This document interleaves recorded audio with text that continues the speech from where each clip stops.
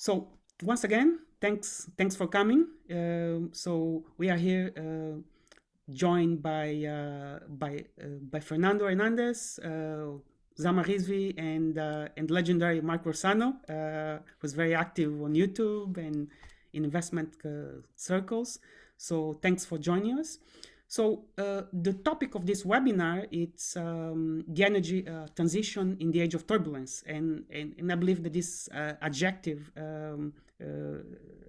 it's quite well put in the context of understanding how this energy transition is going to be. So the first question or comment is going to be put to everybody in the panel. Of course, I'll ask Mark to start. We have COP26 is happening. It's a conference of parties under the umbrella of the United Nations framework of Convention for Climate Change. So Mark, what can we expect from COP26 looking at the topic of this webinar, which is the energy transition? So far, the comments have been putting on some sort of target to say like something's going to be achieved by some future date. Like right now, we have India saying that they're going to be neutral by 2070, and they would like quote unquote rich countries, which I'm not sure how they're describing rich countries, to put up $1 trillion to help them achieve that. So right now, some of the things that I think really need to be honed in on is what is achievable and in what pace is it achievable in terms of where is the technology, how are we going to invest going forward, and really where are we going to be until we can get to that point. Because when you look at what is being done right now, you have to, one of the quotes has always been, natural gas is a bridge fuel. And I would say it's a fuel of the future. I think it's one that would really allow us to move forward over the longer term, because there's some places that, when you look at solar, when you look at wind, it just isn't really an option, but natural gas could be, or propane or LPG could be. And I think those are things where we have to balance the approach of where are we on the technology cycle? How close are we to getting to something that would be more sustainable? But at the same time, because you also need reliability, you need affordability. There are individuals out there that shouldn't have to make a choice between, heating their homes and feeding their family. So it's a matter of trying to do this in a lockstep that is a good move in terms of affordability, but also reliability. And I think that's what has to be one of the bigger focal points. Thanks, Mark. Very, very concise. And actually, it's a good introduction to what's happening at COP26. So, Fernando, can you give us a few points on what's your views on COP26? Is this a new reset for the world in terms of energy? Yeah, no. So first off, thank you for having me here, and for having Osama, Mr. Rossano, and yourself, Flavio, organizing this. As you all know, COP26 is being held in arguably one of the best countries, Scotland. I have to say that because I do work very closely with Scottish Development International. Yes, I'm plugging them in here, which is the international arm of the Scottish government. But to Mark Rossano's point of affordability, and energy accessibility, we saw what happened in Spain. When the wind doesn't blow, you don't have that wind to harness. And we saw what occurred with Spain. What Spain had for a developed nation, they experienced energy poverty. And that is something that is not synonymous with quote, developed nation, end quote, but yet it occurred. And there were subsidies. The Spaniard government had to be involved. The UK also had high electricity spikes. So this is really the preamble of what we are to potentially see when there is a lack of affordability to energy, and what's the cost, right? So I'm also residing in Texas, and I went through the ERCOT example with an infant. So we have to look at the other parts of what is the energy transition. At what point do we sacrifice indirectly or directly human life, as people did perish in Texas? And having to experience that with an infant really brings, for me, a different view of what something Mark has been very pivotal in inspiring me with, is the energy basket, to ensure that we protect the base load. So if there's something that I want us to walk away with is, let's protect the environment, but let's not do it in such a way that it's not tempered, that we forget about the human component, affordability, energy access, and then affordability to have life when you need the base load to protect you. Thanks, Fernando. Osama, so COP26, it's around us. Everybody is talking about that. I just saw President Biden gave a speech recently. What are your views? Thank you, first of all, for having me. And I think Mark and Fernando both have said very apt and relevant things. I would only add that, I mean, let's go back to so COP26 is sort of a redux of that. So ever since that agreement was signed, up till today, there was a recent report that said around $3.8 trillion of funding was still allocated to oil and gas and fossil fuel industry, so to speak. So, I mean, in one way, these events, these the conference of parties and these things are very, very pivotal because they help us to build a narrative. They help us to march people to action, to stir them to action. However, on the other hand, I would say I personally do not expect much from this. There will be headlines, there will be promises, there will be pledges, there will be different statistics coming out of it. But on the ground, we would need more action. So in terms of building a narrative, in terms of mobilizing people, in terms of highlighting issues, in terms of making companies, especially aware of what they're doing with the environment and such things, it is good, it is pivotal, but we need more. We need more than just COP26. So that is just a very short comment on this, what's going on. And to pick up on both of those points, one of the things, and I think Fernando, really mentioned it when you look at the importance of base load, because I think there's not as much understanding on how power is created, how it moves through the system. And so base load is just defined on something that's going to run 24 hours. This is something that is going to always be on, that has always been deemed nuclear, depending on the type of hydro you have, hydroelectric. And then when you start looking at coal and natural gas. Now, the problem is we've really allocated that, these coal facilities have to come down, but there's been a limited amount of discussion on, well, what are we replacing that base load with? Because then the base load is being replaced by either natural gas or by renewables. But in order for renewable energy to be deemed base load, which is something that can run 24/7, it has to have a backup. Now, the backup battery technology isn't there yet. So right now, the average battery can only back up about 3 hours worth of, let's call it, base load demand. So then you have those natural gas peakers. Now, the problem is those peakers are peaker plants because they come on when electricity prices peak, demand peaks, and then you turn them on to bring it back down. Typically, you use natural gas because, a short cycle natural gas turbine will turn on in under 3 hours, where a coal facility, if you're doing as fast as you can, is going to take 24 hours. So this is why you have these peakers. But as Fernando talked about ERCOT, there was no natural gas. All of a sudden everything froze off. And now what do you do? Now, how do you fix the situation? And then you risk loss of life because now nobody perishes when it's 65 and sunny with a 10-mile-per-hour wind. It's at the tails, it's at the extremes, and we have to account for that. And when you look at what Osama is talking about of what needs to be done, how is it going to be done going forward? It's what does high sulfur fuel oil look like when you're looking at some of this backstop versus very low sulfur fuel oil? Could we use high sulfur fuel oil and have those companies do more by installing membranes for carbon capture? What can we do from the carbon side? Is there a way we can incentivize this? Because they need to do more, but what is the incentive to do more? Like, what is the economic incentive outside of, is it a carbon credit? Is it a carbon tax? Is it, what can we do to create that incentive to bring all those back together? And then once you look at the electrical side, you also have to look at the heating side, because one is obviously going to be one. And then what do we do about heating? Well, can we electrify heating? And if we do electrify heating, well, we're increasing demand. How can we increase demand if we're not increasing base load?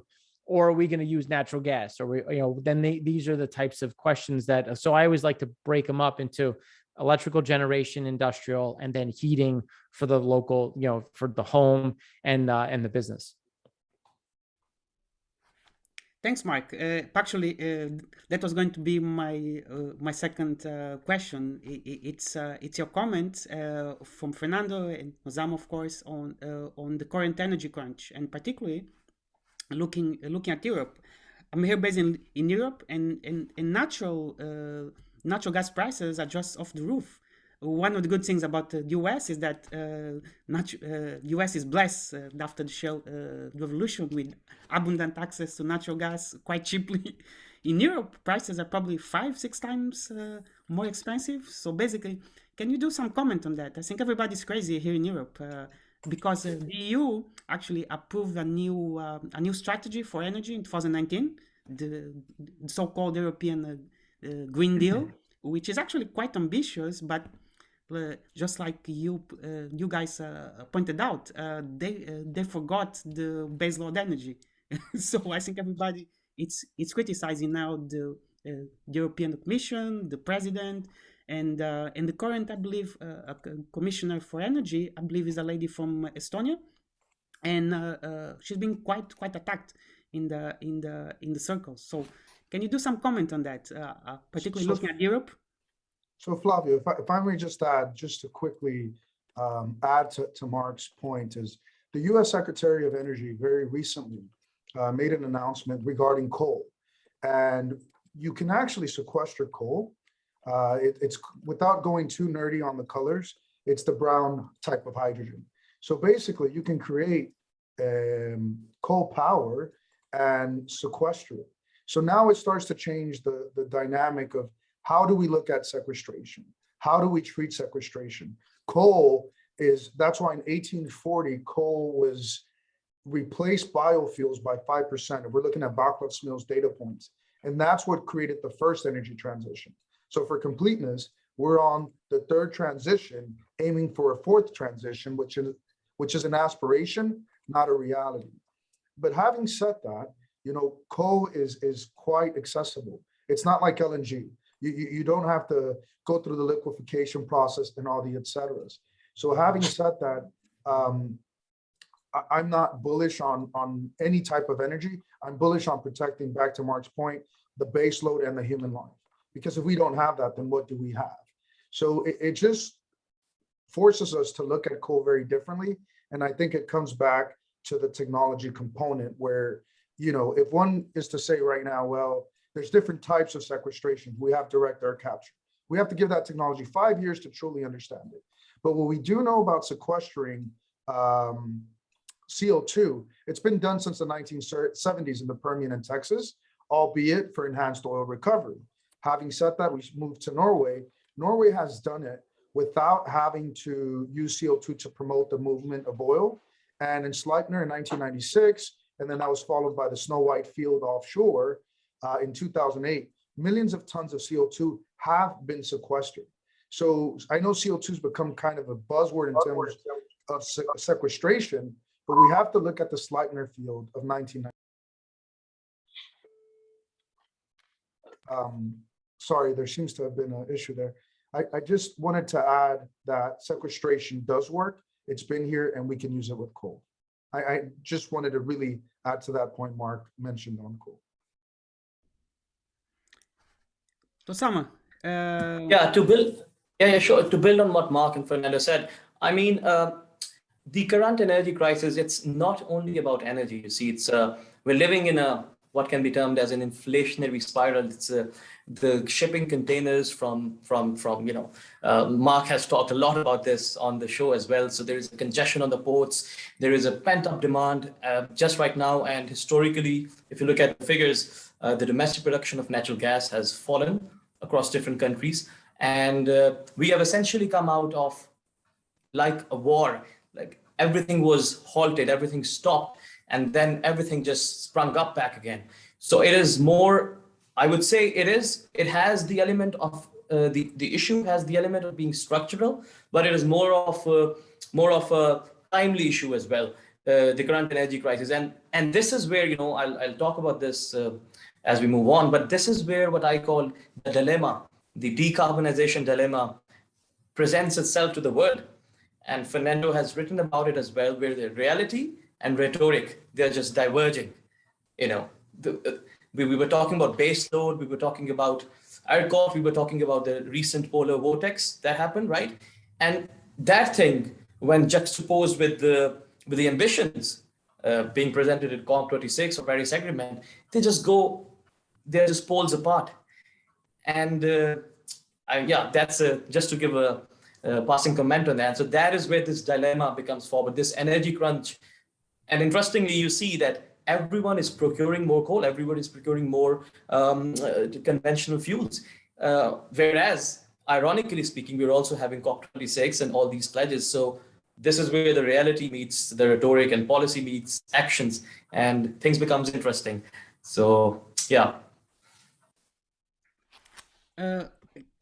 Can you guys comment on the absence of Xi Jinping? First, his absence in Rome in G20, and now his absence on COP26. Don't worry, not many people are here, so you can speak freely. I'm probably already on some sort of watch list, so I'm pretty sure it's okay for me to openly talk about my views on China. But back to your point on the before I answer that about the natural gas and shale in general. So one of the big things that we've had here is the revolution, where when you look at just what shale has done, what that tight shale has offered, and then when you just look at the opportunities the U.S. has from not only just the Northeast but also kind of redeveloping the South, and then if prices stay at this level, Fernando can talk about how good the coastal shelf can be for natural gas. So when you look at what we were really set up for, we were set up to import natural gas. So a lot of our infrastructure that was built in the 1990s all the way through the early 2000s was really on the idea that we were going to import. And then obviously you had the shale boom that kicked off in 2014, and we just reversed everything so now there's this disconnect that still remains between the Northeast getting some of those pipelines built and getting them into the South, because one of the biggest backdrops right now is just kind of these weird man-made bottlenecks in terms of, look at the Northeast needs all of this natural gas, but yet, you can throw a stone to New England. Instead, we're importing it from Yamal, Russia, on an LNG vessel into Boston. And then we actually can't import it from the US because we don't have a Jones Act vessel. So we still have to import from abroad. So there's a lot of things that can be done if you look at creating some sort of waiver or readjusting the Jones Act to allow some of these vessels to bring natural gas and LNG from the Gulf of Mexico into the Northeast, or to build some of these pipelines. But what we do have is a plethora of gas, as you talked about, the price difference in general. And that's not something that's going to change. Even at these prices, we do have an advantage because of where we sit in the world today in that cycle. And the reason why it's a good segue, because we are at 6 million tons, per month at this point. I mean, we're churning out LNG, and now China is starting to come in and do these deals that they've, let's just say, avoided doing with us over the last couple of years, as they've tried to capture Qatar, Australia, and then obviously Russia. Now, we all know what's happening between Australia and China right now. They're not exactly friends. There are these different, fights between coal, iron ore, and obviously now LNG. But they need to do something, and they need to do something quickly. Now, I think President Xi not being there is not surprising if you think about kind of where he sits in the world today, and how they've tried to use this tiger approach when you think about their moves into the international universe. But they've softened up a bit. And I think they're trying to now create a bit more friendship. They've reached out with the ASEAN countries to try to re-engage with their trade deal, trying to solidify that ahead of time. They've come more aggressive against Myanmar following the coup. They've done the same thing against Guyana after that coup happened, because they're trying to balance this, because they need friends, they need energy. And as much as they've tried with the Belt and Road Initiative to try to solidify their raw materials, they need Australia, they need Russia, they need the US.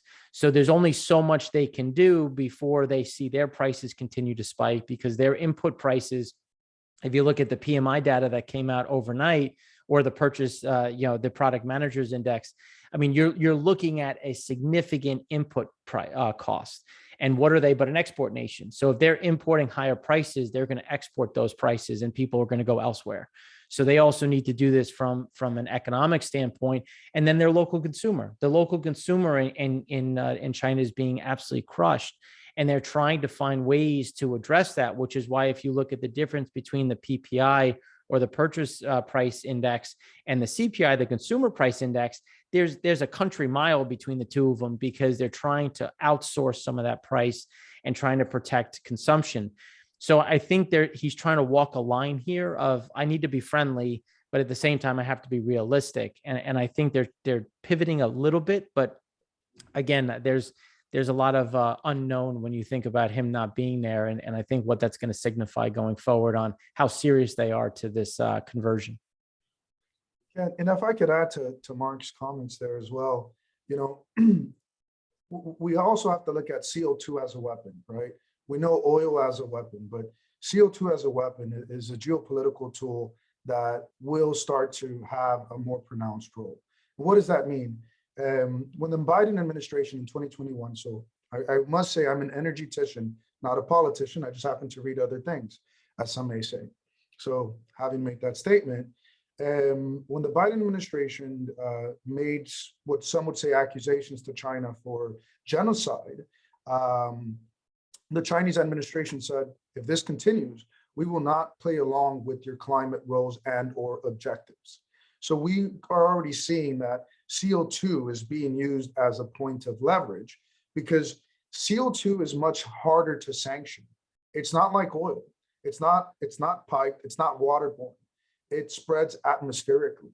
So therefore, if 90% of the world agrees to X, Y, Z, and then we have the organization of emitting countries that do not want to play by way of the Paris Agreement signatories, it's very easy to quickly disrupt those plans. And again, China already flashed that weapon, and one can see the eventuation of what this may lead to. So again, the fact that it can defy what conventionally has been an economic sanction or otherwise, with atmospheric CO2, it's going to spread unhindered.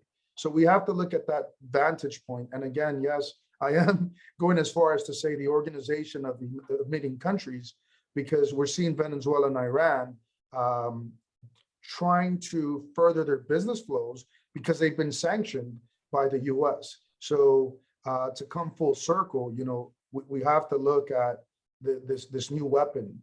And why is China not there? Well, we know CO2 is a weapon. It's a geopolitical weapon as much as energy is.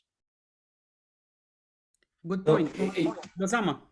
No. Building on that, I mean, the geopolitical dimension of this whole energy transition is very crucial and critical, right? So, but I mean, even if China isn't there, and of course there's a bit of political posturing, there's this element, I still think any form, any shape of energy transitions that the world is aiming for will not be complete without China's cooperation.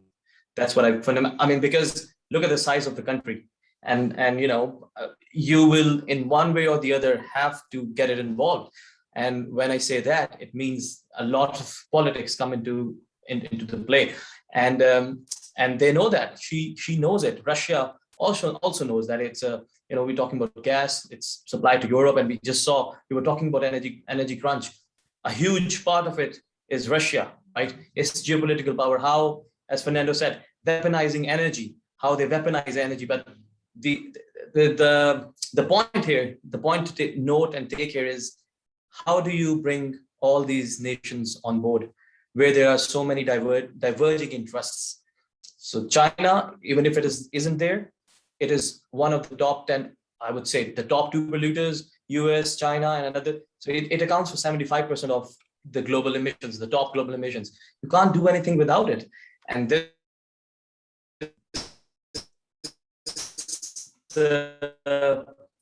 that is why, I'm really interested in leads us to there. We have to discuss how do these things converge or diverge when we talk about the political economy of these countries, their agendas, their geographic, their ideological orientation.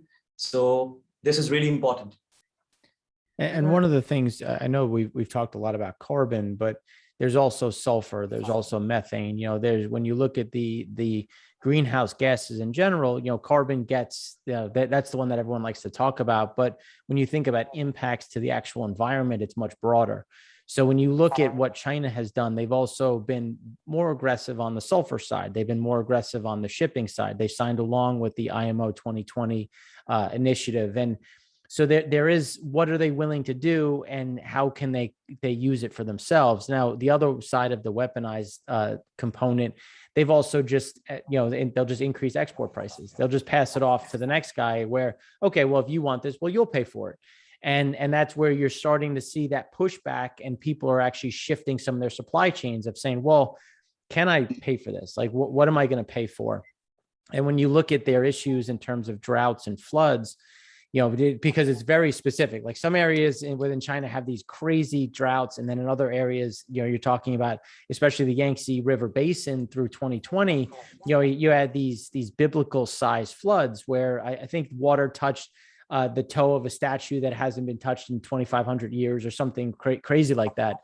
So you're looking at a situation where they really need to address the situation because they're being impacted just as much, but they're going to do it on their timeline. And that's where they've looked at this and said, we really need to clean up our lakes, our rivers, because we're having an issue with food. We're having an issue with grains. We're having an issue with yield.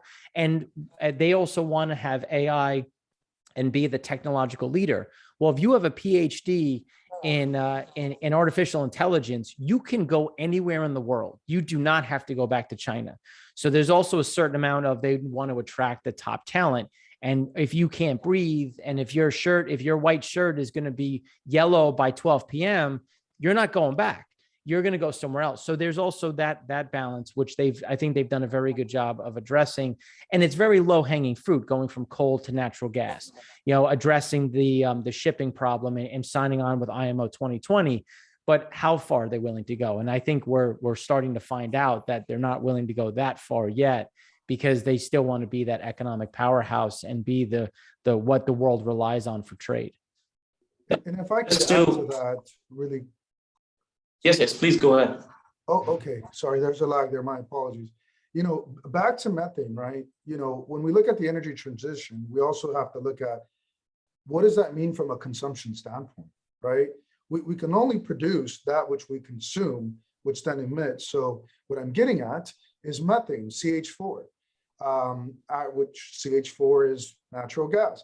And that is a key component for fertilizer. And how did the world get to 7 billion people? Arguably, it was through the Haber-Bosch process that allowed us to use CH4, methane, or natural gas once it's really scrubbed to an acceptable form. That's what we use to fertilize the world. So, the energy transition has the baseload component, and it also has the consumption component. So at what point do we go from eating 4 meals a day with snacks to saying, let's be more judicious and have two meals per day? There's certain cultures that fast. They practice fasting. I mean, does my office really have to be this big? That invariably means consumption. So again, we have to look at the fact that when we talk about energy, natural gas being one of the primary energies of, on Earth, the top 3 above 20%, coal, oil, and gas, all natural gas have that. Natural gas isn't just an energy provider, but it's also an energy provider for the human body, which, if we're looking at it scientifically, that's somatic energy. That's the principal energy that allows us to convert that energy by way of somatic energy into kinetic energy by way of breaking down food through the acidic process. And I won't get more nerdy on that, but having said that, is we have to look at one of the primary energies, methane. Oh, it's a very bad thing, but it's also a very good thing that allowed us arguably to reach 7 billion people. And now there's consumption, and now there's internet, now there's phones, there's connectivity. As we're doing this webinar, we're invariably utilizing energy. The data centers are. The air conditioned, because data centers are going through a climate crisis too. They need to be cooled. Where do they get the energy to be cooled from? There is some data centers that are in colder parts of the earth, but if you look at the ones in the US, they're not. So again, energy isn't just it isn't just about the lights. It's about the somatic energy to keep the human body going. And Osama, can I ask you a question now? Can you speak? You and me, we both come from developing countries. At least I grew up in Africa, in a developing country, a former Portuguese colony. And if you look at the patterns of consumption in a typical African country, or even in a poorer country in other area of the world, people don't use as much energy, so the energy consumption per capita is pretty low.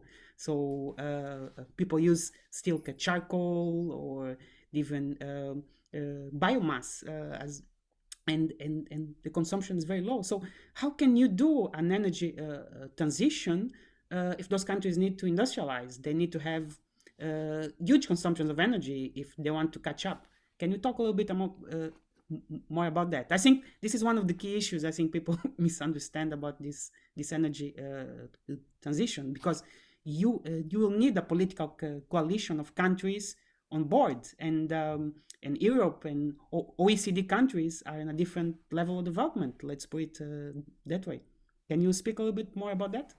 Absolutely. This is a very, very pertinent question. So EIA predicts that by 2050, there will be a 50% increase in energy all across the world. And most of it will come from non-OECD countries, from Asia. And this is what I was talking about earlier, the decarbonization dilemma. So all the countries right now that are making progress, mostly the majority of that in terms of CCS, in terms of reducing their carbon footprint, in terms of growing green and all these sustainable energy solutions, they are from the OECD countries, right? Which has a different per capita income, which has different dietary patterns, as Fernando was mentioning, which has all of the variables are not only different, but there are additional variables when we talk about the process of energy transitions in the developing world.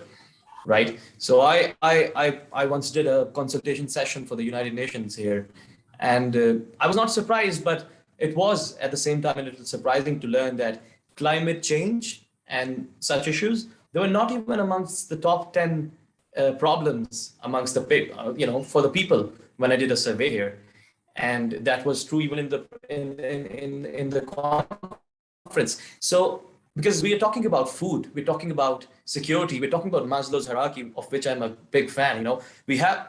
Most of the developing world is at the base: food, shelter, security, and then we talk about other things. Then we talk about doing things good. I mean, this is the reality of it. This is on the ground, and talking about energy consumption. So there is a measure. It's measured in global hectares, and a global footprint network, I believe, was the source where I got it from. So it has accumulated past 50, 60, or maybe 100 years of data. And it shows that the energy consumed by an individual in Canada, in the US, or any European countries is to the point of 8, versus to 1 in Africa or in Asia is 1. So there's a difference of 7 points, which according to the rate is a lot, is a magnitude of a difference.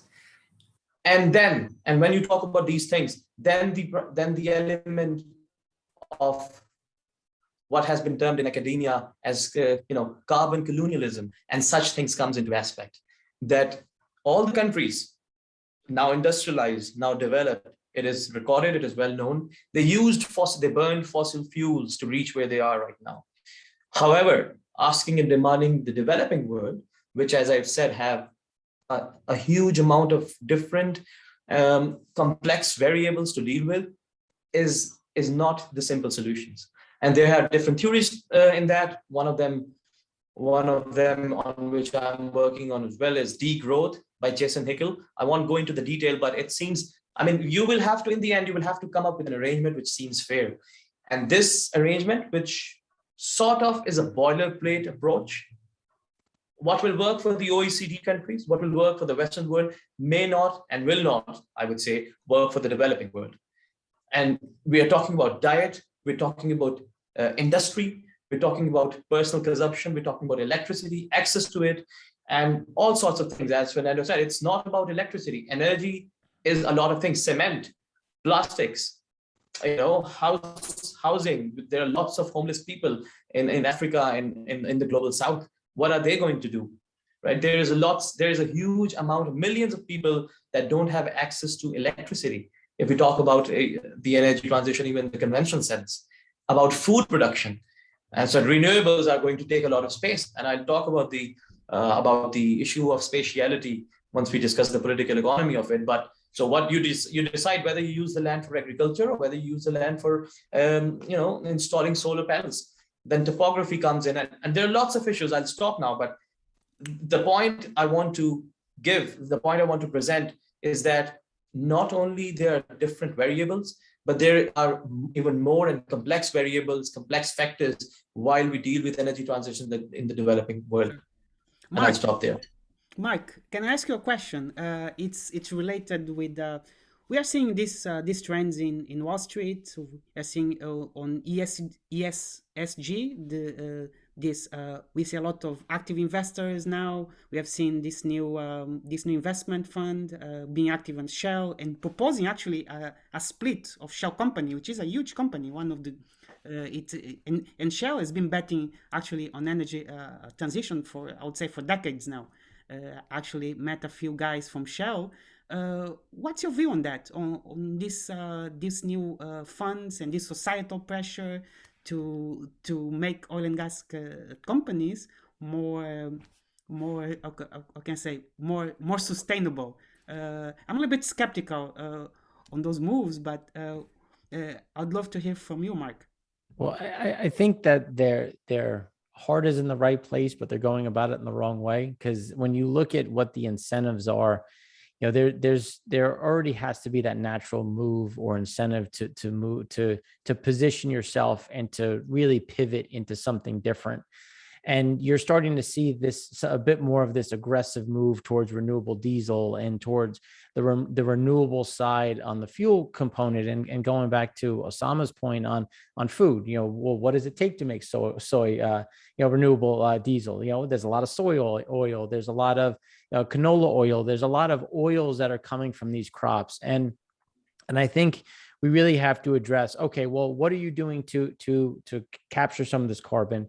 What are you using to power your facilities? Like, is there a way to use some blue hydrogen as a feedstock? Is there a way to use some of these membranes to create this carbon capture or capturing some of the sulfur and then reusing that sulfur to, go into crops and to actually use that as a fertilizer? Because one of the biggest issues that we've seen, coming back to Fernando's point on crops, is caloric value. We've seen caloric value fall when you look at that, just the amount of or the quality of the crops that we've seen. So I think there's a way to incentivize these companies to utilize all products. Say, hey guys, capture some of that sulfur. Oh, and then you can sell it to this company that is then going to use it to fertilize this soil to increase the caloric value and increase the value of that crops. To incentivize them to say, look, we have a ton of stranded natural gas in this world. We have a ton of stranded wet gas, and condensate, and based on what Osama was talking about with plastics and some of these moves, well, we're going to need plastics. When you look at this energy transition, there's a lot of plastic involved. There's a lot of plastic in an EV. There's a lot of plastic in solar. So how about we look at how are they making this pet chem? Is there a way we can make these pet chems not only more efficient, but also capture some of the negative that's coming out and either reuse it as a means of powering the facility or capturing it into maybe a new product that needs to increase in terms of throughput. Like you look at nitrogen, we use nitrogen for crops, but nitrogen doesn't sink in. So it blows off, then it blows off and you create these algae blooms, you create all of these other knock-on effects. So I think there's a lot of ways to look at what is happening right now, but we have to be realistic about ESG. It's not only just environmental, it's social and governance. How is the governance?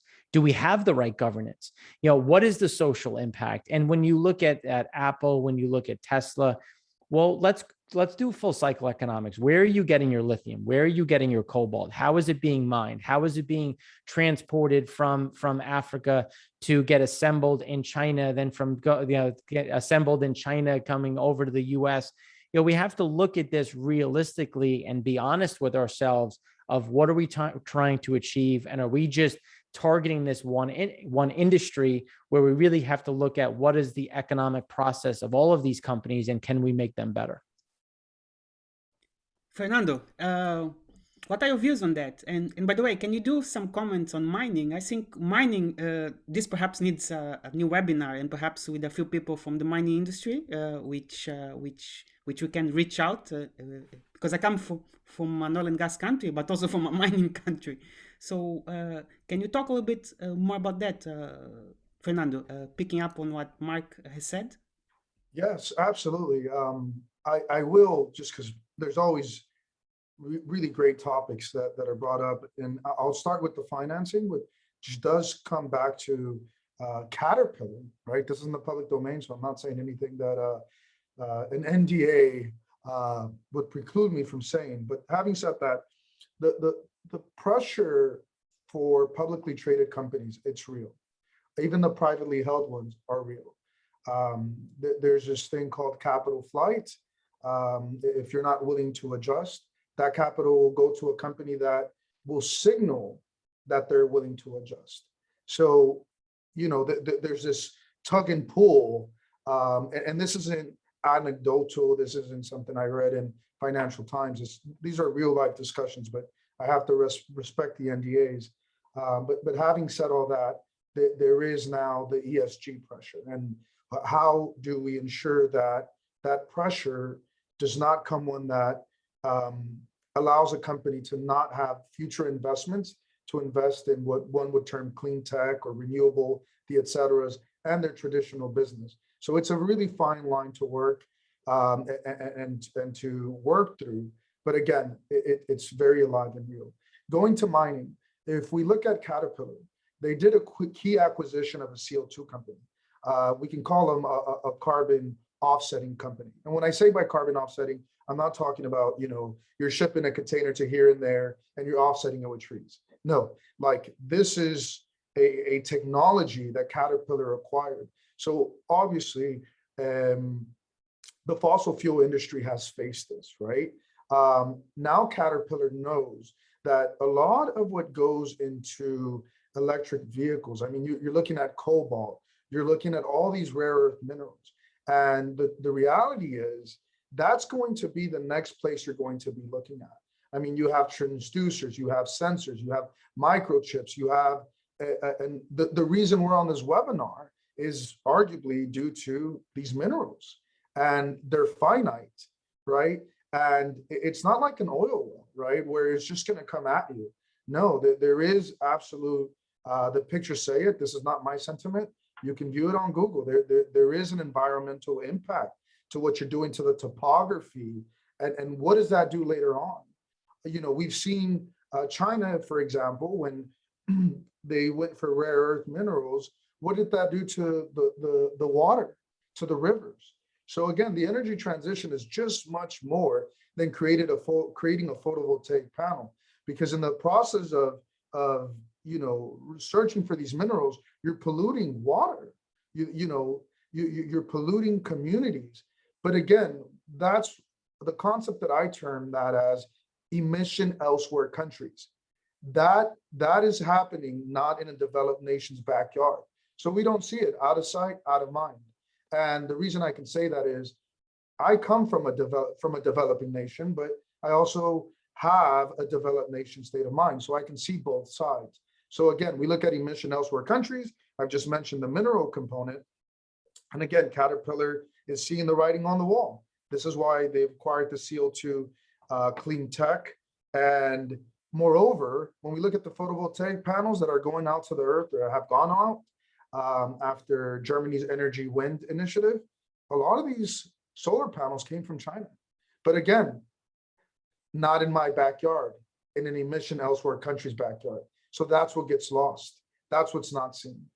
So I'll leave the floor open to others. Osama, can you talk a little bit about the role of China on critical minerals? I believe I saw a recent article on The Economist on the role of China on critical minerals, and I know a little bit about DRC because I come from a neighboring country, and my country also is full of minerals, which the government has actually a plan to start mapping out the entire country, and it's going to be quite huge in the next decades. Can you speak a little bit more about that, Osama? Certainly. So, building on both what Mark and Fernando said, China controls about 80% of the rare earth mineral supply chain. So it's not only about the elements itself, but also the supply chain. So in DRC, I believe, if I'm not mistaken, in that single country, a Chinese consortium owned about there was an event, and a Chinese consortium bought about 200 projects only in one country of cobalt. I'm talking about, and there you can just multiply it to different countries, and with its BRI, building trade patterns, and China has overtaken a lot of countries, as the largest trading partner. Previously, it was the US. Now it is the Chinese. So this also connects to the point I was telling before. China wields a lot of power in energy transition. China has also helped a lot in reducing down the cost of solar panels. It's one of the largest producers of those, and also its investment back in 2019 was second to only US in terms of renewable energy. So, on one hand, it is doing a lot of things. On the other hand, there was a recent report on coal mining. We were talking about mines. Coal mining report 2021. It stated that 4 countries were responsible for more than 80% of the new developments of coal project, and also the continuation of the previous one. And China was one of them. On the top, the second is India. The third is Australia. So once again, the realism around energy transitions come forth.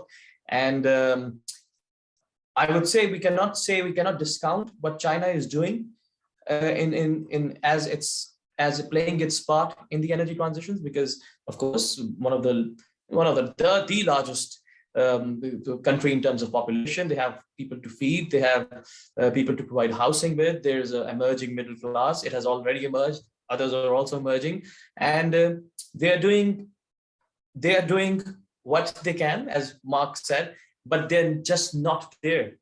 And it will take a great transformation of sorts to reach there globally.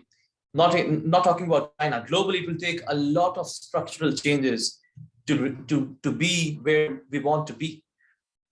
In the current system, in the current scenario, in the current structure of the global economy, and how it is integrated, I think there has been a lot of progress. However, there is always a room for improvement. I would also like to comment on the finance side just a little bit. So the companies are changing. ESG is getting a lot of traction, and this is happening, and it's for real, of course. So Adam Tooze, there's one of my most favorite thinkers. He basically talks about how a very swift decoupling or divestment of companies from the fossil fuel industry can also result into a recession, a global financial crisis, because trillions of assets are priced in the fossil fuel industry. Most of them are in the ground right now. So if there is a shift, the price of those assets instantaneously goes down, right? Secondly, adding to that, according to the International Labour Organization, I believe oil and gas industry globally creates around 6 million jobs, and by extension, around 10 million jobs. And where are those people going to go if there is a very swift divestment in this business? Even right now, back in 2020, there was a survey which said already there is a reduction of 20 to 30% of workers in the oil and gas industry all over the globe, right? So there are many elements. There are many elements that there is a phenomena then there is an epiphenomenon. There is a thinking, there is secondhand thinking of what will happen after this certain action. So that is where things become really interesting. Just wanted to add that. Thank you. And when you look at the rare earth side, you have 60% or so of rare earths coming from China. If you look at what President Xi did when he first came into power, there was a fight between China and Japan where China was not sending rare earths, and then that threw everyone up into, well, where are we going to get these? What does this supply chain look like? And then that fell to the wayside again until the trade war kicked off, and China kept kicking around the idea of bringing back this rare earth ban.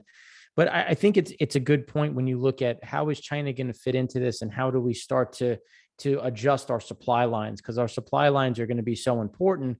And that's where you come back into some of these nations that you're talking about that are a developing world, because is it going to be in my best interest to invest in this country? Because I'm going to want to invest in this country. I'm going to want to get out of China, but I want you to stop burning coal. I want you to stop burning high sulfur fuel oil. So it's nice to say that, but how do I make that happen? Well, I make LNG cheaper. And I make LNG at a price point that makes sense. So instead of saying, oh, here you can't feed your families, but I'm going to give you money to go buy solar panels, that's ridiculous. You're just going to resell the solar panels and get the money in to go buy your food. So I think there's a lot of things that we have to think about from the lowest level possible of, I want Pakistan, for an example, to no longer want to buy high sulfur fuel oil. So how do I do that? Well, I make the alternative cheaper. And I make that cheaper by either having some sort of subsidy or having some sort of backdrop where Shell is going to produce more. So then the prices will be more stable. And now I can come in and say, okay, well, I want to invest outside of China. Pakistan makes a lot of sense. There's a lot of ports. There's a lot of an educated labor workforce. So this makes a lot of sense, but I need to make sure I can get my power. I need to make sure it can be reliable. So I'm going to build a grid. If I build the grid, well, then I can try to attract a Samsung to assemble something there. They can then sign on and buy, 60% of that power. Then the people who are working in the facility will buy the other 40%. And then I have my little microgrid or regional grid. But I have to make it affordable. I have to make it make sense. And those are things that I think we really have to think about when we want to tackle this, because by having these developing nations not burn coal, not burn fuel oil, we have to give them an alternative. And right now with LNG prices, going into Pakistan at $35, of course they're going to burn high sulfur fuel oil. They can't afford not to. So I think we kind of miss the forest for the trees when we're looking at some of these levels.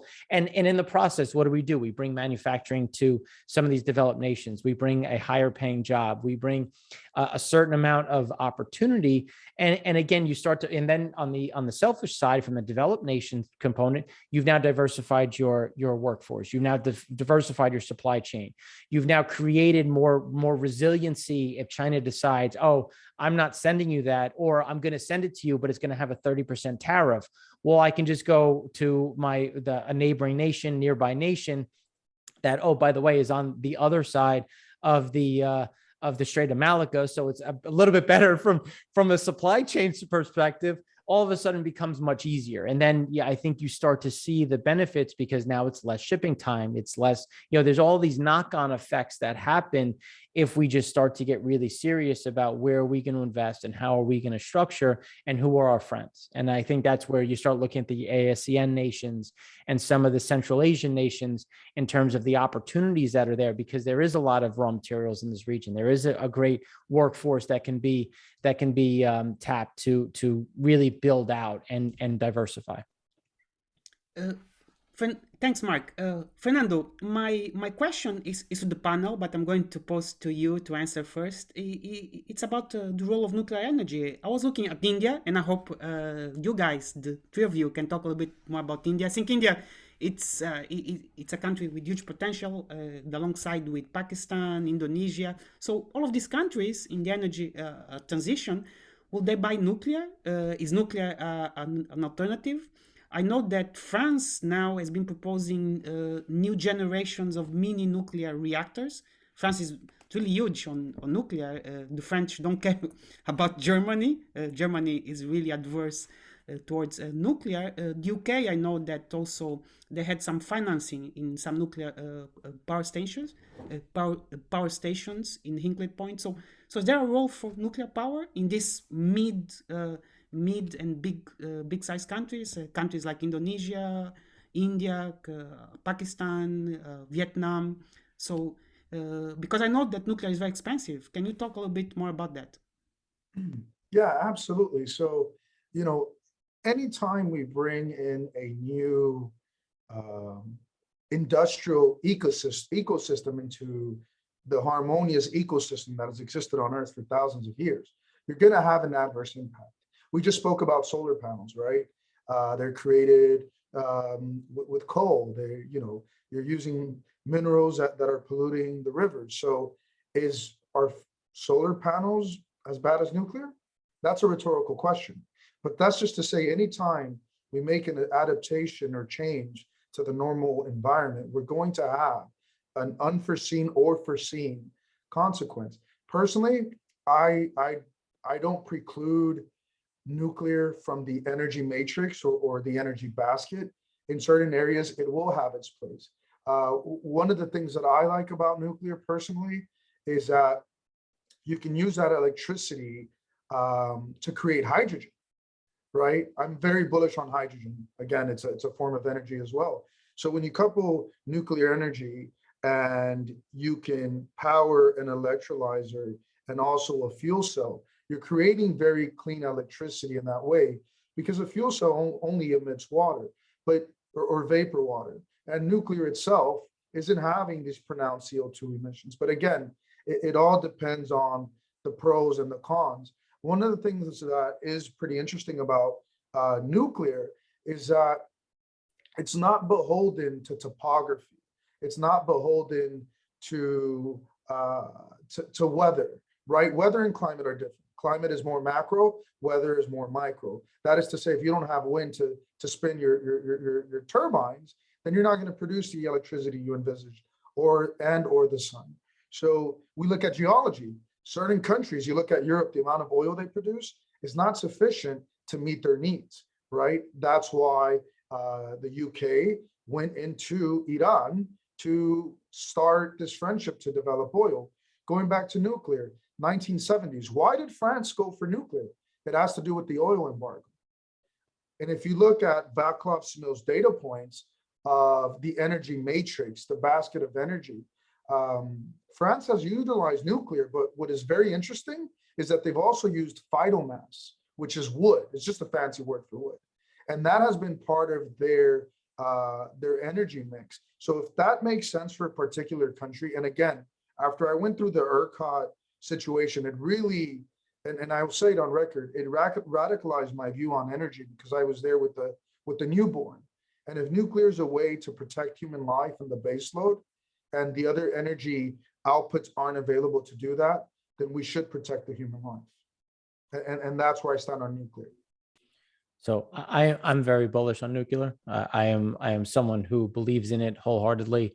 I have for a long time, especially as you start looking at some of the new advancements that we've seen on on the pebble reactors separating things a bit, providing a bit more surface area, because it's within the rod, but then there's also a pebble.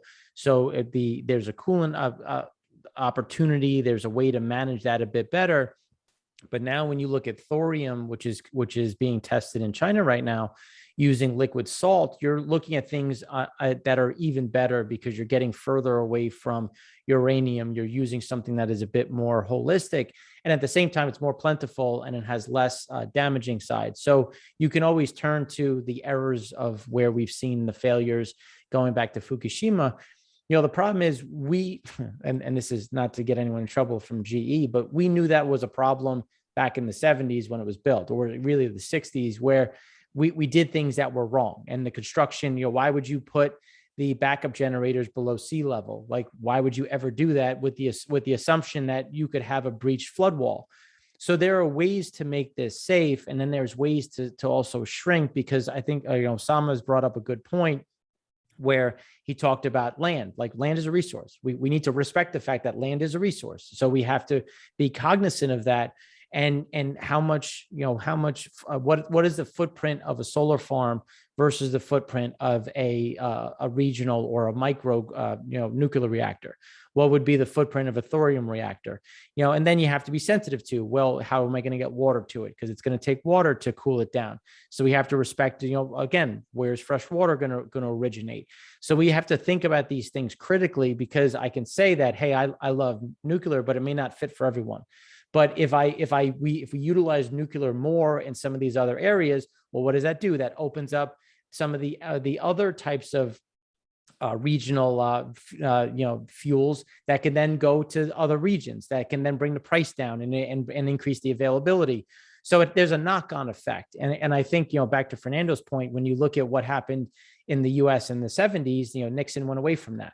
So we were going full bore, and then we had a hard pivot.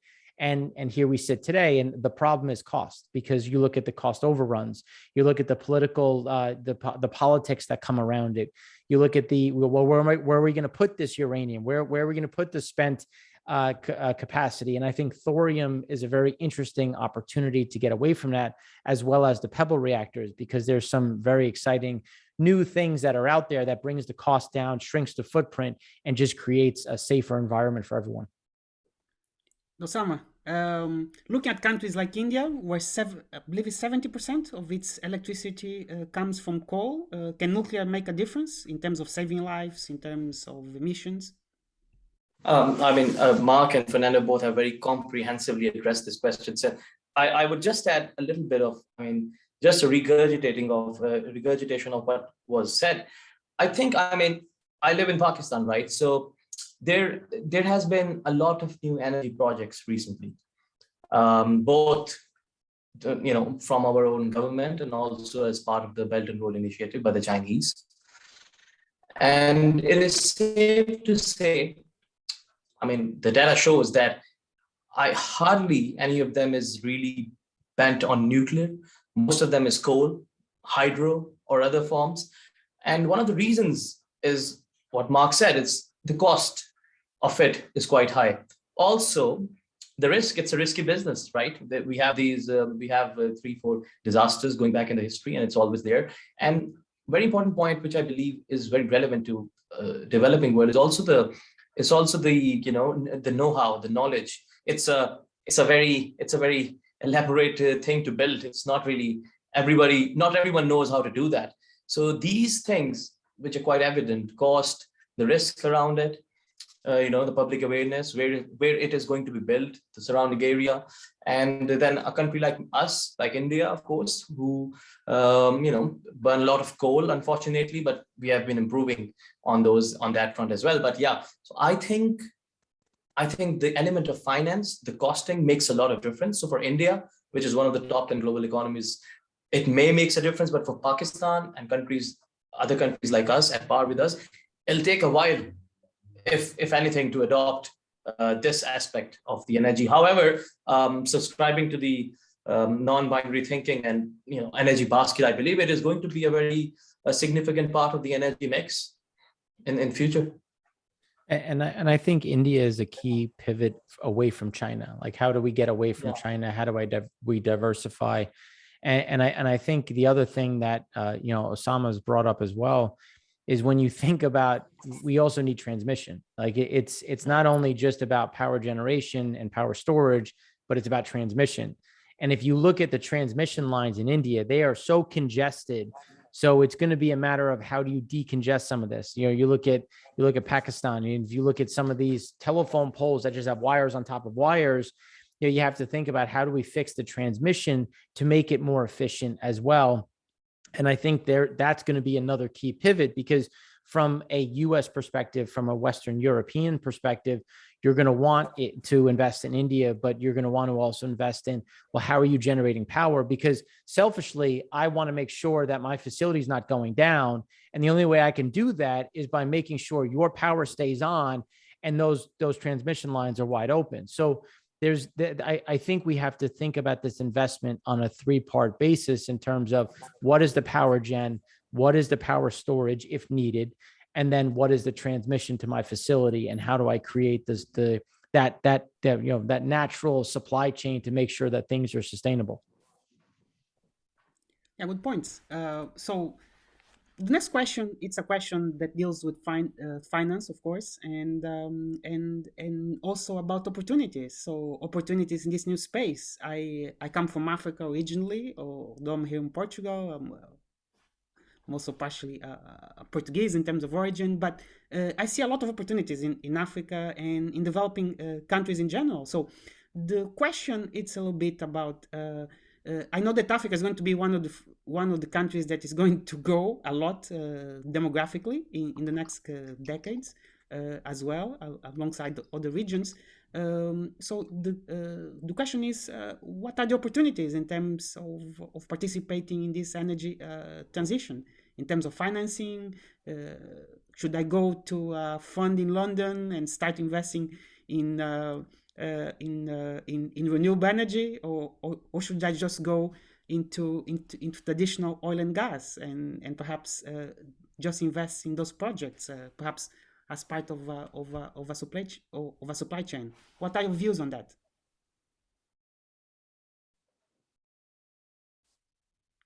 Well, I'll kick it off. Oh yeah, Osama, you started talking. You kick it off. Oh, thank you. No, I was just going to say, I mean, so currently, according to different estimates, we need around 4 trillion annually to pull off this energy transitions globally, which is twice the amount that is spent or has been pledged at the moment. And finance, I believe, is one of the most, in a way, it is one of the most underappreciated areas when we talk about energy transitions, especially for the global south. I just keep bringing this element because it's a very pivotal part of this. So this whole, if we are going to build, if the West or the developed countries are going to build, help countries to get renewable energy systems, it'll come under the umbrella of development, right? And there has been an aspect of financialization, a securitization of development itself. And a very good author, Daniela Gabor, talks about it in her recent research paper as well, 2 research papers where they talk about Washington consensus. Wall Street consensus. There was a Washington consensus, right, attributed to IMF and World Bank, and so now the Wall Street consensus. So as much as there are lots of opportunities, I personally am concerned with these opportunities becoming suffering, so to speak, of just becoming yet another profiteering exercise, right? So the US Geological Survey recently categorized rare earth elements strategic. They gave it a strategic importance. That instantaneously changes the whole aspect, the whole thinking around them. So you can expect lots of geopolitical issues arising in the countries where these are in abundance. So that, for me, if there are opportunities, for me, that is also I think of concern, that how are we going to do that with whatever is designed in the current global system, right? So we're talking about Africa, we're talking about, Fernando was mentioning emission elsewhere countries, which is a very important point, right? So you become clean, but other countries go even worse. Everything is just going to come from the earth, most of them, if not everything. So this whole financialization of security, of development, this whole possibility of this turning into a profiteering exercise, that concerns me. And that is a very, very, very, you can say, relevant issue that should be addressed. So from my own selfish perspective, as I have a private equity fund that's actually looking to do this, I think that there's a lot of opportunity, and the opportunities in a lot of the, and Osama's heard me talk about this probably way too much. A lot of them are in the ASEAN nations. I think that there is a significant opportunity in Vietnam, in Malaysia, Indonesia. You mentioned India, Pakistan as well, and then obviously Africa. I think Africa is one that doesn't get as much focal point just because of some of the issues that have arisen, that are very much front and center in terms of Mozambique, the most recent, with some of the recent attacks, where but yet you're getting closer to the raw material source. And from someone who's talked with and worked with a lot of the high level people within Africa, I think there was a pivot of, well, we don't need the US, we now have China. And then after the Belt and Road Initiative has really soured them towards what China can offer, they're looking for an opportunity to move away. So I think there's a lot of opportunity in Africa, especially in places like Angola, Nigeria, even Gabon, a lot of areas along that Western front that have to be revisited. And I think that there's a lot, the people want it. I think you're starting to see a bit more of a solidified nature on generational dynamics. The generations are starting to shift. You saw that in Rwanda. Rwanda was, the location of atrocities, and they really has turned that around. They're now, I think, a great example of where you can sit if you adopt a certain amount of currency understanding, hedging. And I think currency is the biggest one to look at. And I think this is when we have to talk about the Fed and what the Fed can do to offer up some. Is there a way to have a Fed swap where instead of going into the international market to buy dollars, I can then swap it in, be essentially behind the scenes between the Fed, opening up myself to dollars, opening up myself to a bit more opportunity.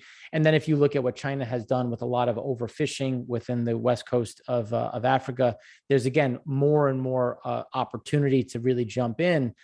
And I think that really started, I'd say, about 10 years ago, where you saw Nike, Adidas, some of the Under Armour is the one who always wears it, really shifting away and looking into some of the ASEAN nations and away from China. Not to say that they shut Chinese plants, but they're looking to diversify. And I think the fact that I've talked about the supply chain for the last 20 years.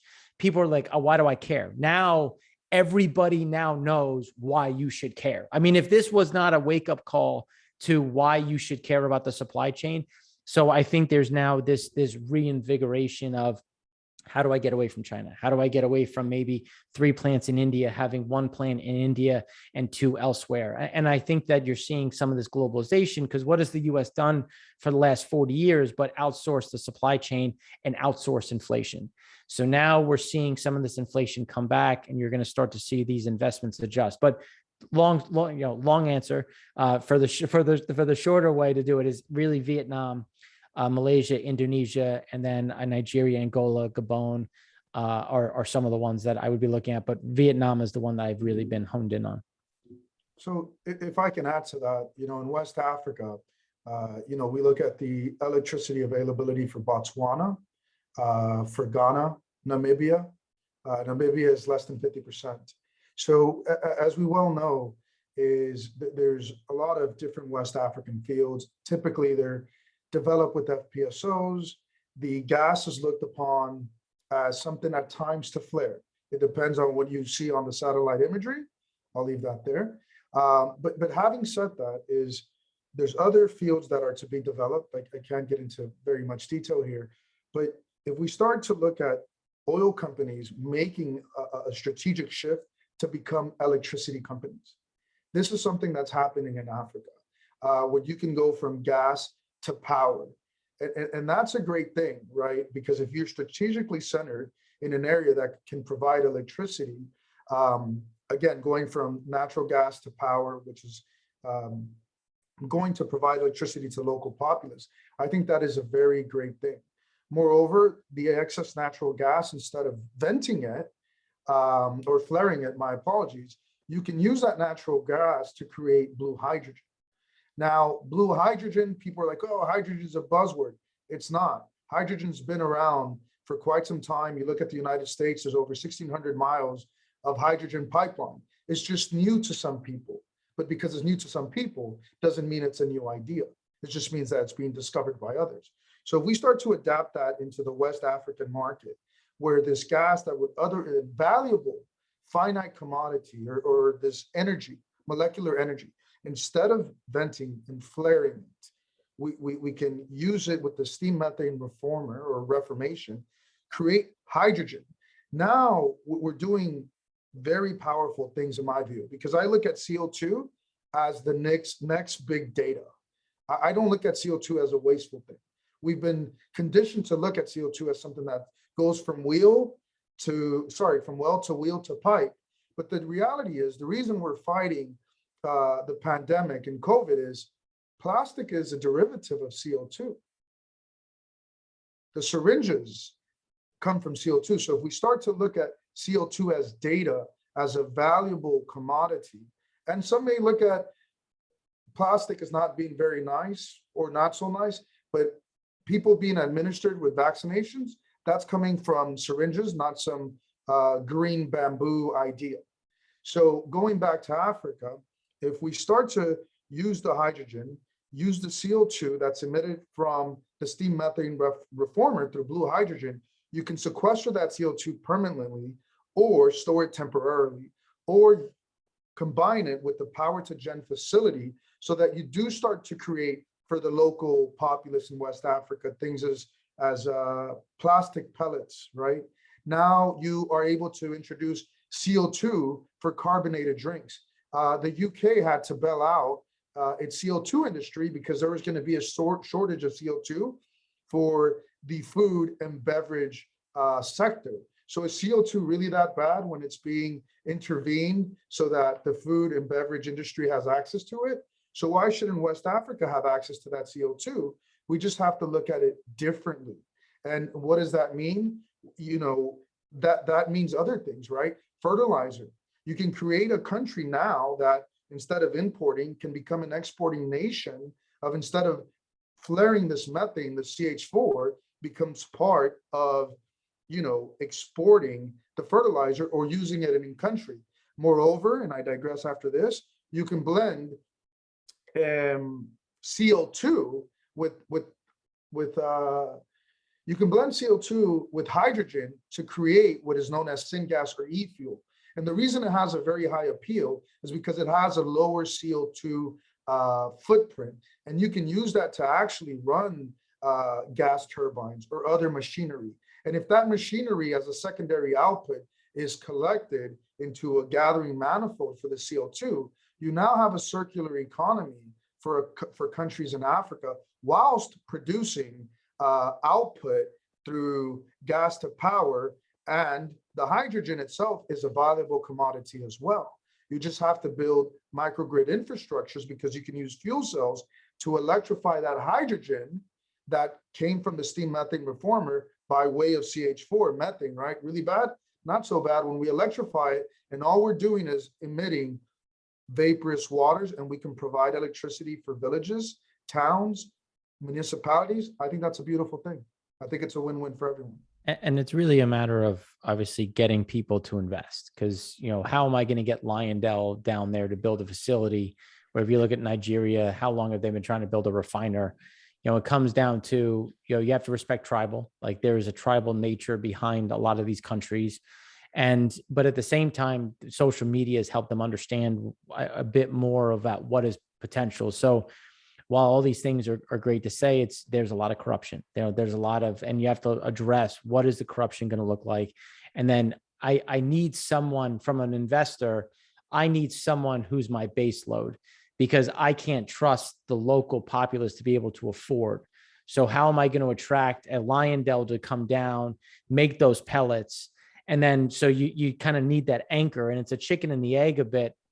And then once you can kind of get to that point, but again, how do you create that tribalism and bringing it back together and start pushing towards a long-term goal? And I think those generational cycles are starting to come into a benefit where they have social media. They understand what there is. They don't have to, you know, go after their neighbor because they're from a different tribe. And I think at the same time, you have to have food. You have to have sustainability, where I'm not concerned about it, because as we mentioned at the very beginning, poor in the US, not to say that it should be mitigated, not that it should be, you know, looked at differently, but because you're poor in the US, but poor in the US and poor in Nigeria are vastly different components. You know, you're looking at something where if I can provide them some sort of uplift on a food side, instead of worrying about $1.80 a day to survive on, but here's $5, $6, $7, $8 providing food, then all of a sudden the conversation changes and you can start to see some of that adoption. But again, this is a long-term trend that we have to kind of fight against to bring some of this to be full circle.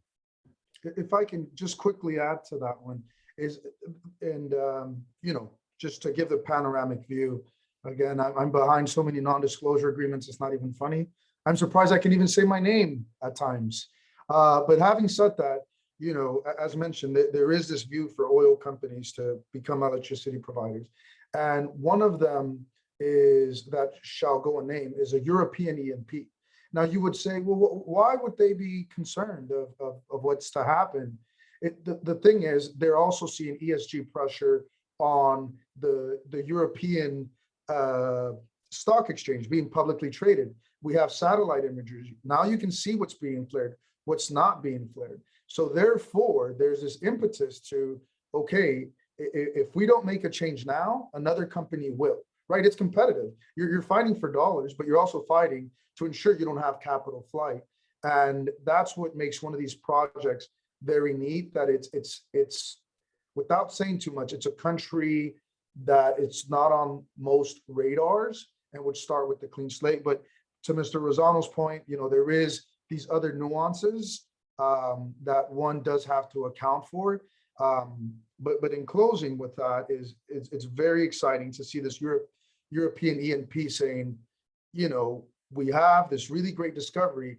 Let's use the methane for valuable impacts to the populace, right? Like what I'm getting at is why couldn't a small African nation have access to CO2 to create their own carbonated water or drinks, and that creates a carbon economy.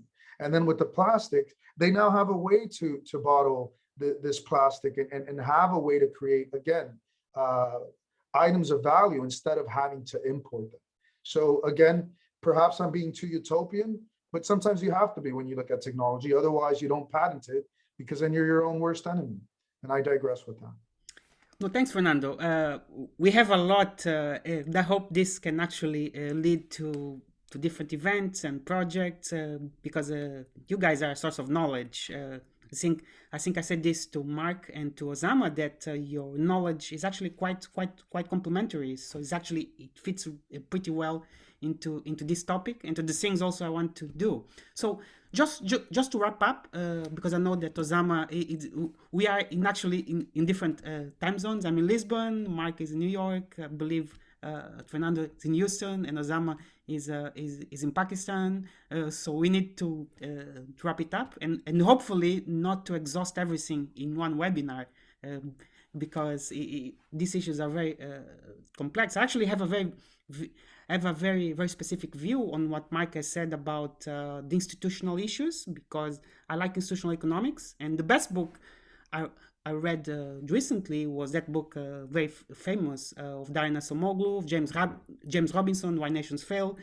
I believe it boils down to institutions, and culture and how countries start. I think in our particular case, we started quite badly in civil war, so things went downhill after that. So I think good governance and rule of law. I'm actually working in corruption. I'm actually working in anti-corruption law, which I believe is something that companies need to integrate into the management systems. It's something that I'm really keen, deals with all kinds of financial crimes, particularly in the oil and gas industry. It's becoming a standard. Everybody needs to do the due diligence to your suppliers, to everything, identify political exposed persons. So just to wrap up, I want to ask something which I should have asked first, which is the political backlash of this energy transition. One of the things I'm noticing here in Europe is that people are very sensitive to the environment, but they are more sensitive to prices. And prices of energy are skyrocketing. In Portugal, I believe that probably 1 million people are in energy poverty in some kind. Of course, Portugal, it's not like Africa, it's a bit more developed, although it's not like the UK, but it's still a developed country, and people are struggling here with very high energy prices, particularly natural gas, electricity. I'm not sure if you know this, but Portugal, like Spain, made a huge bet on renewable energy. And not much so in the so-called baseload energy. So I want you to finish up with what are your views on the potential backlash in terms of the public opinion if prices keep going up this winter, or if this becomes permanent, like a new commodity cycle where all commodities go up, and this touches with expansionary policies, which hopefully I'll I'll have Mark on one in a different webinar to give me some points on that. But I'm concerned about the political backlash. I see this in UK, where I also visit often. I used to work there as well. So please give me some points on that, because I believe that this can actually shift the narrative.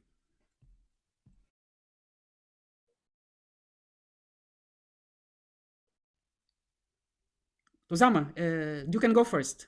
The political backlash, particularly if prices go up of energy in general, natural gas, oil, everything. Thank you so much. I mean, the political backlash, the extent of it is that it may cost the current government here in Pakistan the next election. So it is really significant. It is really serious. And in primary vision, Mark has talked a lot about this inflation thing, right? And it is going on from quite a while now, and it has only settled in now. And I agree that it'll get a little bit worse before it gets better. We're going towards stagflation, and things are not looking really good.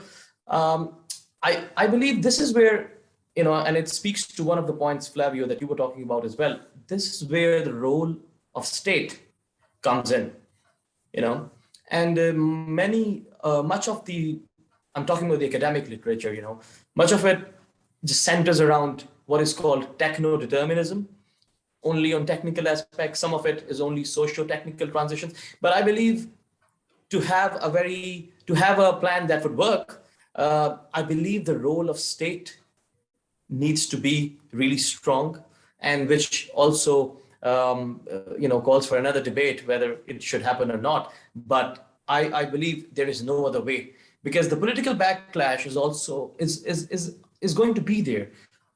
This time it's about inflation. Next time, you may, as I was talking about the speciality issue, you're going to build a solar panel. What about the local people living there? So you'll have to make some decisions. And these decisions will involve, invoking the principle of utilitarianism, greater good. And some of the people may not feel good with it, but in the longer run and for the greater number of people, it will be a good decision. So I believe one of the most important things that can counter this political backlash, apart from inflation, when things are normal, when things are okay, I think the role of state. I personally endorse the role of state in pulling off, in establishing, in highlighting, and working towards energy transitions. That'll be my final comment. Thank you. Mark, political backlash on the energy transition, the cost of energy. I need to bring you on a one-to-one webinar. Yeah, I could rant on this one for days, unfortunately, but I'll try to keep it short. I know I'm long-winded. So I think that my running joke is always everybody's green until the economics hit, and I think you're starting to see the economics break. And if you talk about Europe specifically, so Europe has way more connection to the inflation, or I should say, electricity and heating inflation than some of the other spots. So I think it's going to be swift in Europe, and you're starting to see it now. Unfortunately, there's or I should say, fortunately, there are ways that they can adjust this. They can put a waiver in place for some of the carbon taxes. They can cut some of the carbon taxes, or put a stay on some of this. Like, there's also some rules where a company has to own the natural gas all the way through the pipeline. It can't be resold along the way. There are a lot of things along those lines that just makes the operations easier, which can help alleviate, because even though electricity prices went to the moon, it still didn't make sense to bring coal back, because the cost of the carbon to bring the coal back precluded it to being fired up at all, even though electricity prices went up. So there's a lot of things that can be done to adjust that in the near term. I think this is making people become smarter about the situation, where they were constantly told by politicians and state organizations that, oh, we'll be fine. Don't worry. Well, like the solar is going to be there, the wind's going to be there, and then it's not. And now you're starting to get people wising up to the fact of, well, you told me things were going to be okay, and now I'm seeing my prices go higher. And you're starting to see that impact. And Osama made mention about people losing their political seats. And there has never been a politician that's maintained power with this kind of inflation. I don't care what country you're in. When you have inflation at the rates that we're seeing, you're going to lose your seat, even if it's not your fault. It has nothing to do with it. You're in power. You're the face I see. I'm getting you out of office. So there's going to be a political will now to see some of this adjust. And they've tried to change the narrative a bit, but that has failed. And I think that the political backlash is going to be big. And just think of it this way. In the US, people haven't even gotten their heating bill yet. Just wait till people get their heating bill, where in Europe, there's a bit more that has caught up quickly. The US, just based on our structure, some of the electricity prices are, or I should say that the feedstock to generate electricity is bought in 6-month, 12-month increments. So there hasn't even been a mark to market yet for some of these guys. And it's starting now, and people needing fuel oil and recognizing that, oh, you need heating oil? Oh, by the way, we changed the regulations. So you're actually competing with road fuel based on the ultra low sulfur diesel backdrop of it. Oh, and by the way, trucking is through the roof because of our supply chain issues. So your cost is going to be even higher. So I think there's now, I think people are starting to become aware of it, and there's going to be a much bigger political backlash. And again, that's reverberating through the system, because if our ultra low sulfur diesel prices are higher, well, that means that emerging markets prices are higher. And that means that fringe countries, their prices are higher. And again, all of those things, like, we will feel it, but they will feel it more. Like for us, this means that, okay, I'm not going to go out to dinner. I'm going to go out to dinner 2 times less a month. This is life or death for others. Like this brings countries to a halt. And that's why I think you need to look at this on a global standpoint, because it's very easy to be myopic sitting in a comfortable place where I'm going to complain that my heating is $100 more a month. For others, $100 more a month is their life savings. And I think we have to think of it on a global aspect, because this is going to shake things up. You look at 2010 to 2013, look at the Arab Spring. Arab Spring happened when food prices exploded. Now layer in gasoline prices. Look at Lebanon. Look at the issues happening there with the lack of gasoline, the lack of diesel. I mean, you're going to see uprisings. You're going to see people force change, and if change isn't happening, there will be a rise up. This is going to go beyond protests, and I think that has to be appreciated. And I think we really need to address what is our end goal and what is the pathway to get there. And it's not just going into a coal facility saying you have to shut down and turn the keys and throw them away. Well, do I need that coal? Like, what is it replacing? What am I replacing it with? Oh, you want me to electrify my heat? You don't want me to use natural gas. You want me to use electricity to heat my home, but you're going to make my electricity prices go how high? And I think there has to be a more unified approach, and talk to guys like us, bringing us all in to discuss, because again, we've been talking about this since the early 2010s. Like, anybody who is in oil and gas, in supply and demand economics, Republican, Democrat, no matter what side of the aisle, we knew this was coming. This was evident from the very beginning. And I think now we have to have a serious conversation, politics aside, agendas aside, to say, how are we going to address this over the next 20, 30 years? Fernando, political backlash. I know that it's not your cup of tea, because you're more like a technology wizard. Let's put it that way. But unfortunately, politics affects everything. So I'll start with I'm not a politician, but I'm an energetician. Famous last words. Mark mentioned a really key word is pathway, right? So I will start with that, but first we start with the year 1992. 1992, we have to really go back into this. 1992 was the Kyoto Protocol. It fell apart because the US and Canada pulled out. Then it was resuscitated by COP21, Conference of the Parties 21, Paris Agreement, 2015. We're now talking about Conference of the Parties 26, which is being held in lovely Scotland, of course. So to that end, we're looking at the pathways, and we already have seen the US, for example, leave the Paris Agreement, which would be COP21, only to leave it. It will be part of it, leave it, and rejoin. We've already seen what happened with the Kyoto Protocol when the US left and Canada left.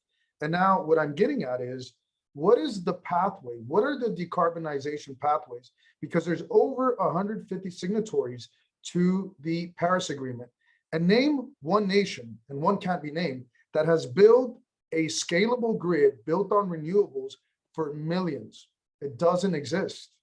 So when we look at that and we see that, we have to realize how many people are going to hold the line till 2050, 2060, or how many countries are going to say, we're not going to hold the line to 2050 because of the economics, because of the fatalities of the baseload, because of the et ceteras, or because the other countries, as I mentioned, an organization of emitting countries, the antithesis of an OPEC, but banding together, deciding to not play well with the rest of the world. So we have to look at the decarbonization pathways, and there isn't a guarantee. We've seen the tail risk. The tail risk is there. One day someone's going to say, oh, it's a black swan. It's not a black swan. Unequivocal, categorically, it's here. It's been stated. There's no guarantee that they're going to stick to these agreements because there is no enforcement. So if we look at von Clausewitz, the Prussian general and philosopher on military, policy or war is policy by other means. So the only way you can enforce the policy of lessen CO2 emissions or otherwise is through other means, which is war. Unless you're willing to enforce rhetoric with reality, then we're just going to be talking heads, or others will. So I digress with that, but let's just say we should be tempered with how we dismantle grids, because Europe has the beauty that they can interconnect with fossil fuel energies. If that wasn't the case, and you dismantled and retired all the personnel that knew how to interconnect, it would be a very tumultuous situation, and we haven't even entered winter yet. Full stop. I'd love to continue, but I know that Osama is in a time schedule. Mark, and believe me, I'm African. I love to speak. I love to hear different views, but we need to stick to the schedule. So, any final comments? Let's start with Osama.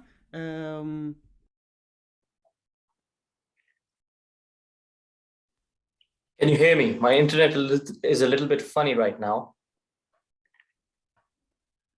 I can hear you. Can you hear me? Yeah, we can hear you. Oh, okay. Okay, so final comment, Veritas. I believe, and I keep stressing that when we look at energy transitions in the times of turbulence, otherwise, I believe we need to step beyond the techno-determinism, only the political factors. We need to look at the whole spectrum, which I like to call as the political economy of energy transitions.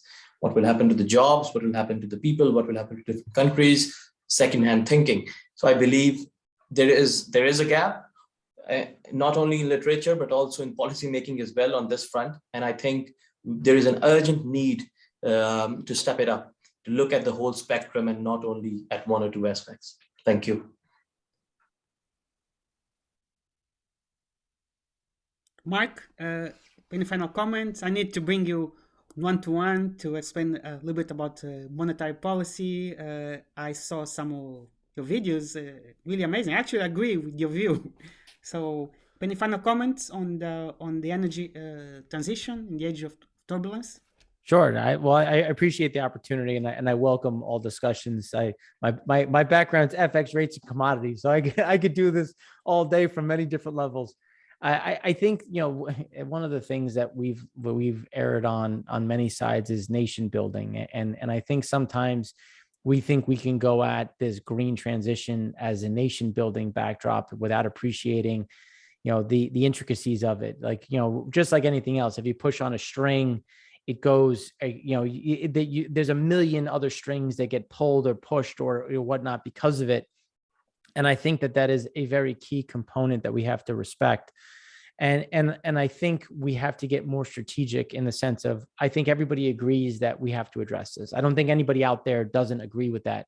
But we have to stop demonizing people and stop treating this as almost like it's a religion, and understand that there are economics at play. We can be very mathematical and strategic. We don't have to be as passionate as much as we may want to be on one side or the other. But really, okay, well, we want to achieve X. How are we going to do? How are we going to do it? And I think we have to have a real opportunity to talk about what is the technology available. Instead of getting rid of coal, is there a way to utilize the coal that's getting thrown off? Because we can use it for sulfur, we can use it for hydrogen, we can use it for other things, and still provide base load and provide people with jobs. One of the knock-on effects in the US, we want to increase coal capacity. Well, good luck finding someone to go into a coal mine to do it, because you're telling me my job's going to be gone in a year, so I'm going to come work for you? No, I'm going to go somewhere else. And I think we have to think about, I think Osama talked about the amount of jobs that could be lost by this, and really come together, understand, okay, well, we want to we want to increase electrification of heating. We want to increase EV availability. We want to increase superchargers, but how? And how are we going to get that power? And then what is the knock-on effect of, I think we have to be very specific. And Fernando talked about the militarization of carbon.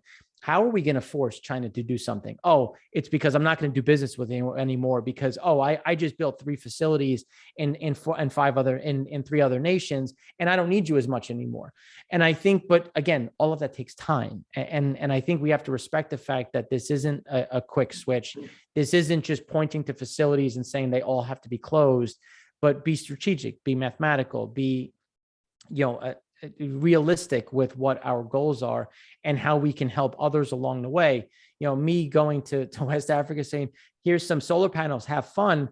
That's not doing anyone any good. It's, here's some food, here's ways to do it. Oh, and here's my investment on why I'm going to build a facility here to get away from some of the other guys, around the world. And I think that it's, again, being more strategic and thinking long-term, like the saying, give a man a fish versus teaching a man to fish. I think that can really carry a lot of weight in this scenario.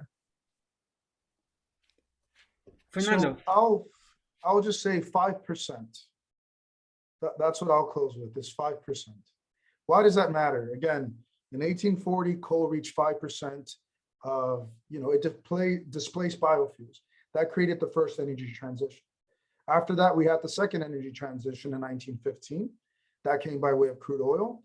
And then we had it in 1930 by way of natural gas, 5%. Renewables, as of 2020, per BP statistical data released in 2021, are only at 5.7% of the global energy mix. So remember, 1840, 1950, and 1930 for coal, crude oil, and natural gas, respectively. And for me, what looking, yes, I'm a technologist. I get really nerdy on technology. It's what really excites me. But you look at photovoltaic really came to be in the 70s. In 1969, we put a man on the moon. And people say, well, and by the way, this 5.7% of renewables is a record high, right? It's not just a 5, it's a record high. It's never gone this high ever. So photovoltaic really came to be in the 70s. And one of the companies that was behind it was ExxonMobil, again, because of the oil embargo. The US space program also contributed to it. So we're seeing that it's going to take more time than we realize to have renewables take a place on the global stage. Why do I say that? Because I want to emphasize as the most salient point is there is no such thing as an energy transition. It's plural, energy transitions, coal, crude oil, natural gas. The fourth energy transition envisages displacing its CO2 predecessors, but its CO2 predecessors by way of coal, crude oil, and natural gas make up over 80% of the global energy mix. And renewables are only at 5%. So I conclude with 5%. So thanks. once again, next time, hopefully, we need to be on a time zone where everybody can actually adjust, and hopefully I can announce this with time. I have a lot of people in my network that actually had a huge interest in this, but unfortunately they weren't able to access it. One of the reasons is because I announced it a little bit late. So next time, hopefully, if this goes well, and I'll send you the links to all of you, we can announce it on time and have a little bit more audience. I'm not sure if you want to add a little bit more, or we can wrap it up.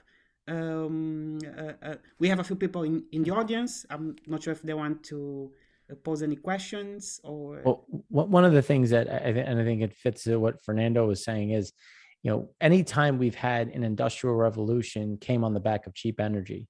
And I think we need to respect the fact that natural gas is very abundant and we have a lot of it. We can clean it up significantly. There's ways to manage the methane leaks. And I think that has to be looked at in a positive light. Same with LPG. Propane is a very flexible molecule. It can move in so many different directions. And I think that there's a lot that has to be looked at on an LNG, natural gas, propane, LPG side, because I think that there's a lot of low-hanging fruit from that perspective. And Flávio, what I'll add is muito obrigado pela oportunidade de falar hoje.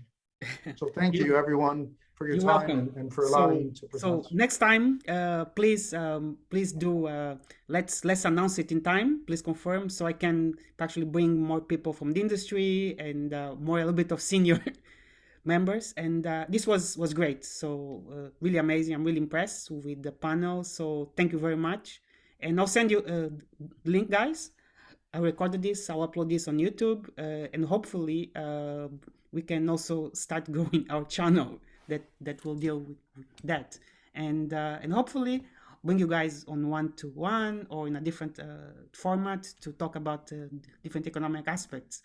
Particularly Mark, in terms of the Fed, I want to hear his views on the Fed. It's really interesting. And Osama on geopolitics. I have a few questions regarding China.